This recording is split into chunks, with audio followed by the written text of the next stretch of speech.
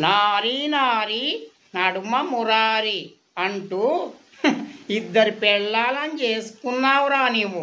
కానీ ఈ close friend doctor మాటే వినలేదు.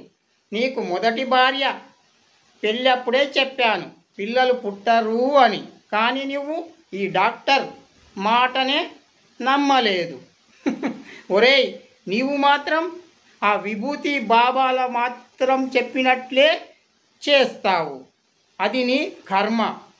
ఇప్పటికైనా చెప్తున్నాను, నా మాట విను.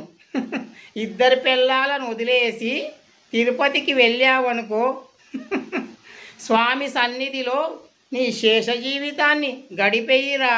ఇక నీవు పెళ్ళిళ్ళు 200 చేసుకున్నా వేస్టే.